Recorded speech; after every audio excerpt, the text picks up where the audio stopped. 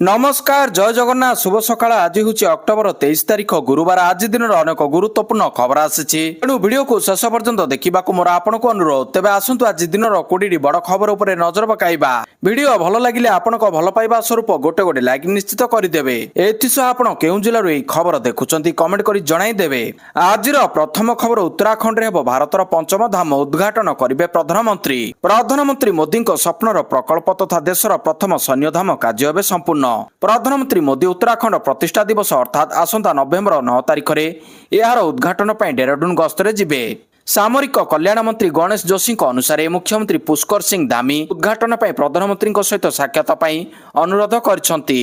डेहराडून गुणियाल गाँव में देशर प्रथम सैन्यधाम निर्मित होईछि। एठारे थिबा स्मृति स्तंभ 1734 शहीद अगणार माटी एवं राज्यर 28 पवित्र नदीर जल रखा जाइछि। सैन्य धाम एक आलोक एवं शब्द प्रदर्शनी एक संग्रहालय ऑडिटोरियम टैंक जहाज 120 फुट उच्च तिरंगा पताका एवं अन्य सामरिक उपकरण रही। परवर्ती खबर ट्रम्प का बड़ घोषणा भारतीय छात्र छात्री एवं टेक एक्सपर्ट को मिल आश्वस्ति। H1B भिसा फी को नहीं ट्रम्प का बड़ घोषणा तांकर यह घोषणा छात्र छात्री एवं टेक्निकल एक्सपर्ट को बड़ आश्वस्ति देइछि। एई नुआ नियम निर्देशावली जारी करछि ट्रम्प प्रशासन।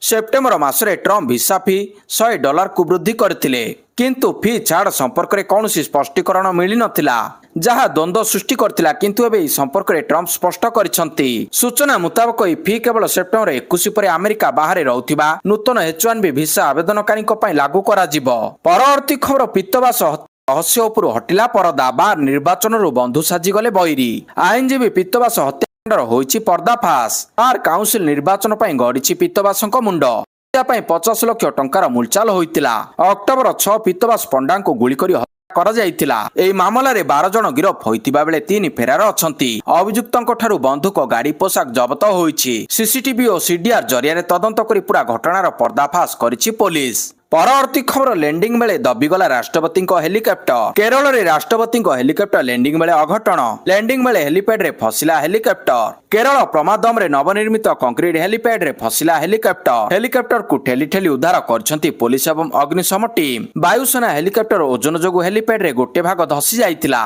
फल रे एक बड़ अघटन रक्षा पाइछि। पुलिस और अग्निशम टीम हेलिकप्टर को ठेलुथिबार वीडियो सामना को आसिछि। परवर्ती खबर भोट पूर्व तेजस्वी बड़ घोषणा। बिहार में भोट पड़ा पूर्व बड़ घोषणा करिसेंती तेजस्वी यादव। सांबादिक सम्मेलन करी तेजस्वी यादव यह बड़ घोषणा करिसेंती। से कहिसेंती जीविका दीदी को से मासिक 30,000 टंका और सरकारी चाकरिया मर्यादा देबे। यासो बिहार में तांको सरकार हेले समस्त ठिका कर्मचारी को स्थायी कराजिबो बोली कहिसेंती तेजस्वी यादव। तेबे एहा पूर्व तेजस्वी यादव निर्वाचनी प्रतिश्रुति देइथिले जे तांको सरकार गठन हेबार 20 मास मध्य प्रत्येक परिवार को सरकारी चाकरी मिलिबो। परवर्ती खबर प्रधानमंत्री मोदी सह कथा हेले ट्रम्प। रूसिया ठारू भारत तेल किणवा प्रसंग भारत रूस ठारू तेल किणवा कम करिबो बोली पुणी कहिसेंती अमेरिका राष्ट्रपति डोनाल्ड ट्रम्प। दीपावली अवसर में प्रधानमंत्री नरेंद्र मोदी सह कथा होइतिले राष्ट्रपति ट्रम्प। प्रधानमंत्री मोदी रूस ठारू तैल किणवा कम करने को प्रतिश्रुति देथिबा कहिसेंती राष्ट्रपति डोनाल्ड ट्रम्प। राष्ट्रपति ट्रम्प प्रधानमंत्री मोदी सह फोन रे कथा होइछंती। दुई देश मध्य वाणिज्य विषय आलोचना करथिबा कहिसेंती। तेबे रूस ठारू भारत तैल क्रय प्रसंग नै पुणी एही कथा दोहराइछंती राष्ट्रपति ट्रम्प। प्रधानमंत्री मोदी जड़े भल बंधु बोली कहिसेंती ट्रम्प। परवर्ती खबर सेना रे लेफ्टिनेंट कर्नेल हेले नीरज चोप्रा। भारतीय सेना रे नीरज चोप्रा को बड़ दायित्व। भारतीय जावलिन खेलाड़ी नीरज चोप्रा सेना रे होइछंती लेफ्टिनेंट कर्नेल। बुधवार नुआदिल्ली एक स्वतंत्र कार्यक्रम में नीरज चोप्रा को कर्नेल पदरे सम्मानित करा जायछि। एहा परे प्रतिरक्षा मंत्री राजनाथ सिंह एवं सेना मुख्य जेनेराल उपेंद्र द्विवेदी नीरज को अभिनंदन जणाइछंती। तेबे क्रीड़ा क्षेत्र में नीरज को सफलता पर एप्रिल 16 तारिख में राष्ट्रपति द्रौपदी मुर्मू तांकु टेरिटोरियल सेना सम्मानजनक कमिशन प्रदान करिसंती। परवर्ती खबर सोर सब जेल रु कैदी फेरार घटना 2 जेल वार्ड निलंबित। किछि दिन तले चौद्वार जेल रु 2 जन बिहारी कैदी फेरार हो जाइछंती। एबे सोर जेल रु मंगलवार संध्यारे 2 जन कैदी फेरार पई उद्यम करछंती। 2 जनक मध्यरु पुलिस जनकु काबू करथिबा बेले अन्य जने चंपट मारिबारे सफल होइछि। एई घटना रे 2 जेल वार्ड निलंबित होइछंती। ଜେଲରୁ କଏଦ ଫେରାର ହେବା ବେଳେ କ୍ୟାମେରାରେ କଏଦ ହୋଇଛି ଦୃଶ୍ୟ। ପରବର୍ତ୍ତୀ ଖବର ଜରୁରୀ ଅବତରଣ କଲା ଏୟାର ଇଣ୍ଡିଆ ବିମାନ। ପୁଣି ଏୟାର ଇଣ୍ଡିଆ ବିମାନରେ ଯାନ୍ତ୍ରିକ ତ୍ରୁଟି ଦେଖାଦେଇଛି, ଯାହା ଫଳରେ ଆମେରିକାର ନ୍ୟୁୟର୍କ ଯାଉଥିବା ଏୟାର ଇଣ୍ଡିଆ ବିମାନ AI-191 ଉଡାଣ ଭରିବାର କିଛି ସମୟ ମଧ୍ୟରେ ମୁମ୍ବାଇ ଫେରି ଆସିଛି। ମୁମ୍ବାଇରେ ଜରୁରୀ ଅବତରଣ କରିଛି ଏୟାର ଇଣ୍ଡିଆ ବିମାନ। ବିମାନ ଟେକ୍ ଅଫ୍ କରିବାର କିଛି ସମୟ ପରେ ବୈଷୟିକ ତ୍ରୁଟି ଦେଖାଦେବା ନେଇ ପାଇଲଟ ଆଶଙ୍କା କରିଥିଲେ, ତେଣୁ ବିମାନକୁ ମୁମ୍ବାଇରେ ଜରୁରୀ ଅବତରଣ କରିଥିଲେ। ବିମାନଟି ସୁରକ୍ଷିତ ଲ୍ୟାଣ୍ଡିଂ କରିଥିଲା। ପରବର୍ତ୍ତୀ ଖବର ଆଫଗାନିସ୍ତାନ ପ୍ରତିରକ୍ଷା ମନ୍ତ୍ରୀଙ୍କ ବଡ଼ ବୟାନ। କହିଲେ ପାକିସ୍ତାନ ସହ ସଂଘର୍ଷରେ ଭାରତର ଭୂମିକା ନାହିଁ। ପାକିସ୍ତାନ ସହିତ ହୋଇଥିବା ସଂଘର୍ଷ ପଛରେ ଭାରତର କୌଣସି ଭୂମିକା ନାହିଁ ବୋଲି କହିଛନ୍ତି ଆଫଗାନିସ୍ତାନ ପ୍ରତିରକ୍ଷା ମନ୍ତ୍ରୀ ମହମ୍ମଦ ୟାକୁବ ମୁଜାହିଦ ଔରଫ ମୁଲା ୟାକୁବ। ମଙ୍ଗଳବାର ମୁଜାହିଦ କହିଛନ୍ତି ଯେ ପାକିସ୍ତାନ ସହିତ ହୋଇଥିବା ସଂଘର୍ଷ ଏକ ସୀମା ବିବାଦ। ଏହି ବିବାଦ ସହିତ ଅନ୍ୟ କୌଣସି ରାଷ୍ଟ୍ରକୁ ସମ୍ପୃକ୍ତ କରିବା ଠିକ୍ ନୁହେଁ। ଅଲ୍ ଜଜିରାକୁ ଦେଇଥିବା ଏକ ସାକ୍ଷାତକାରରେ ମୁଲା ୟାକୁବ କହିଛନ୍ତି ଯେ ଆଫଗାନିସ୍ତାନ ଏହାର ବିଦେଶ ନୀତି ସମ୍ପର୍କିତ ନିଷ୍ପତ୍ତି ସ୍ୱାଧୀନ ଭାବରେ ନେଇଥାଏ। ଏହା ପଛରେ କୌଣସି ଚାପ ବଶବର୍ତ୍ତୀ ହୋଇନଥାଏ। ପରବର୍ତ୍ତୀ ଖବର ଟ୍ରମ୍ପଙ୍କ ଦକ୍ଷିଣ କୋରିଆ ଗସ୍ତ ପୂର୍ବରୁ ବଡ଼ ପଦକ୍ଷେପ ନେଲା ଉତ୍ତର କୋରିଆ। ଉତ୍ତର କୋରିଆ ବୁଧବାର ଏକ ବାଲାଷ୍ଟିକ୍ କ୍ଷେପଣାସ୍ତ୍ର ପରୀକ୍ଷଣ କରିଛି। ଏହା 5 ମାସ ମଧ୍ୟରେ ଦେଶର ପ୍ରଥମ କ୍ଷେପଣାସ୍ତ୍ର ପରୀକ୍ଷଣ। ଏହି ପରୀକ୍ଷଣ ଆମେରିକା ରାଷ୍ଟ୍ରପତି ଡୋନାଲ୍ଡ ଟ୍ରମ୍ପ ଏବଂ ଅନ୍ୟାନ୍ୟ ନେତାମାନେ ଦକ୍ଷିଣ କୋରିଆରେ ସାକ୍ଷାତ କରିବାକୁ ସ୍ଥିର ହୋଇଥିବା କିଛି ଦିନ ପୂର୍ବରୁ ହୋଇଛି। ଦକ୍ଷିଣ କୋରିଆ ଆସନ୍ତା ସପ୍ତାହରେ ଏସିଆ ପ୍ରଶାନ୍ତ ମହାସାଗରୀୟ ଆର୍ଥିକ ସହଯୋଗ ସମ୍ମିଳନୀ ଆୟୋଜନ କରୁଛି। ପରବର୍ତ୍ତୀ ଖବର ପୋଲିସ ଏସ୍ଆଇ ନିଯୁକ୍ତି ସ୍କାମ୍ ତଦନ୍ତ ଦାୟିତ୍ୱ ସିବିଆଇକୁ ହସ୍ତାନ୍ତର। ବହୁ ଚର୍ଚ୍ଚିତ ପୋଲିସ ସବ୍ ଇନ୍ସପେକ୍ଟର ନିଯୁକ୍ତି ସ୍କାମ୍ ମାମଲାର ତଦନ୍ତ ଭାର ସିବିଆଇକୁ ହସ୍ତାନ୍ତର କରିବା ପାଇଁ ମୁଖ୍ୟମନ୍ତ୍ରୀ ମୋହନ ଚରଣ ମାଝୀ ନିଷ୍ପତ୍ତି ଗ୍ରହଣ କରିଛନ୍ତି। ସୂଚନା ମୁତାବକ ଓଡ଼ିଶା ପୋଲିସ ସବ୍ ଇନ୍ସପେକ୍ଟର ନିଯୁକ୍ତିରେ ପରୀକ୍ଷା ବ୍ୟାପକ ଅନିୟମିତତା ଓ ଦୁର୍ନୀତିର ଅଭିଯୋଗ ହୋଇଥିଲା। ଏହାର ତଦନ୍ତ ଭାର କ୍ରାଇମବ୍ରାଞ୍ଚ ସିଆଇଡିକୁ ଦିଆଯାଇଛି। ବର୍ତ୍ତମାନ ପର୍ଯ୍ୟନ୍ତ ହୋଇଥିବା ଅନୁସନ୍ଧାନରୁ ଜଣାଯାଇଛି ଯେ ଏହି ଦୁର୍ନୀତିର ଚେର ଆନ୍ଧ୍ରପ୍ରଦେଶ ଓ ପଶ୍ଚିମବଙ୍ଗ ସହିତ ଅନ୍ୟାନ୍ୟ ରାଜ୍ୟକୁ ମଧ୍ୟ ବ୍ୟାପିଥାଇପାରେ। ଏହା ସହିତ ଏହି ଦୁର୍ନୀତିରେ ଅନ୍ତଃରାଜ୍ୟ ସଂଗଠିତ କ୍ରିମିନାଲ ଗ୍ୟାଙ୍ଗର ସମ୍ପୃକ୍ତି ଥିବା ନେଇ ମଧ୍ୟ ସନ୍ଦେହ କରାଯାଉଛି। ଏହିସବୁକୁ ଦୃଷ୍ଟି ରଖି ଏହି ଦୁର୍ନୀତିର ସମ୍ପୂର୍ଣ୍ଣ ପର୍ଦ୍ଦାଫାଶ କରିବା ପାଇଁ ଏବଂ ଏଥିରେ ସମ୍ପୃକ୍ତ ସମସ୍ତ ଅପରାଧୀମାନଙ୍କୁ ଆଇନ ପରିସରକୁ ଆଣିବା ଦୃଷ୍ଟାନ୍ତମୂଳକ ଦଣ୍ଡବିଧାନ କରିବା ପାଇଁ ମୁଖ୍ୟମନ୍ତ୍ରୀ ଏହାର ତଦନ୍ତ ଭାର କେନ୍ଦ୍ରୀୟ ତଦନ୍ତ ସଂସ୍ଥା ସିବିଆଇକୁ ଦେବା ପାଇଁ ନିର୍ଣ୍ଣୟ କରିଛନ୍ତି। ଏହାଛଡା ପୋଲିସ ଏବଂ ଅନ୍ୟାନ୍ୟ ପୋଷାକଧାରୀ ସେବାରେ କର୍ମଚାରୀ ଚୟନ ପାଇଁ ଏକ ସଂସ୍ଥା ଆୟୋଗ ପ୍ରତିଷ୍ଠା କରିବାକୁ ରାଜ୍ୟ ସରକାର ବିଚାର କରୁଥିବା ଜଣାପଡିଛି। ପରବର୍ତ୍ତୀ ଖବର କୋର୍ଟ ଦେଲେ ମଞ୍ଜୁରୀ ମେହୁଲ ଚୋକ୍ସିଙ୍କୁ ଅଣାଯିବ ଭାରତ।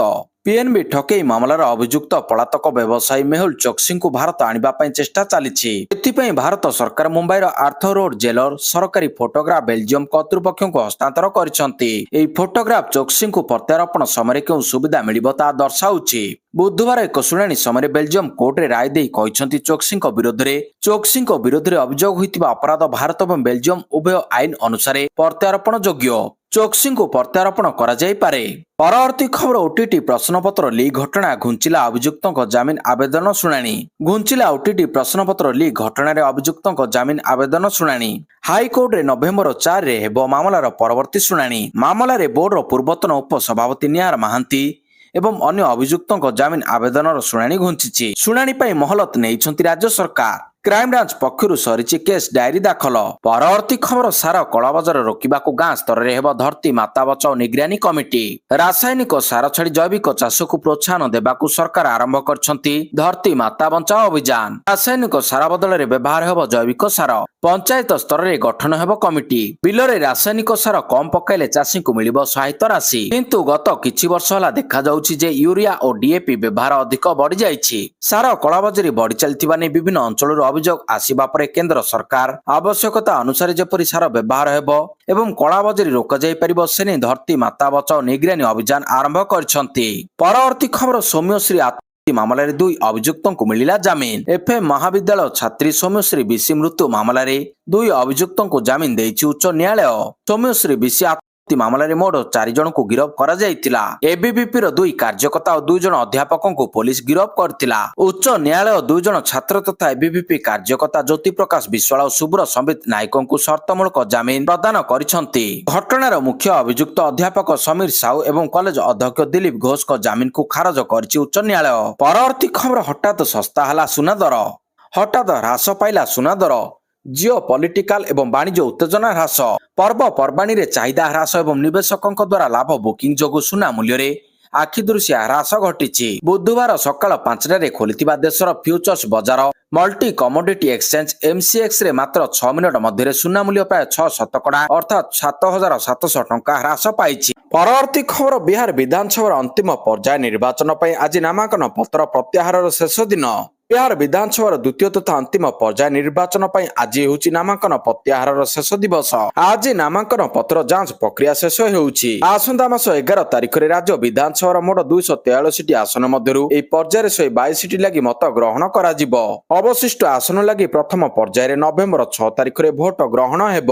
ବିହାର ବିଧାନସଭା ନିର୍ବାଚନ ଲାଗି ବିଭିନ୍ନ ଦଳ ପକ୍ଷରୁ ପ୍ରଚାର କାର୍ଯ୍ୟ ସରଗରମ ହୋଇଛି। ପରବର୍ତ୍ତୀ ଖବର ଭାରତ ସାମୁଦ୍ରିକ ସପ୍ତାହରେ 1.5 ଲକ୍ଷ କୋଟି ଟଙ୍କାର ବୁଝାମଣା ପତ୍ର ସ୍ୱାକ୍ଷର କରିବ ପାରାଦୀପ ବନ୍ଦର।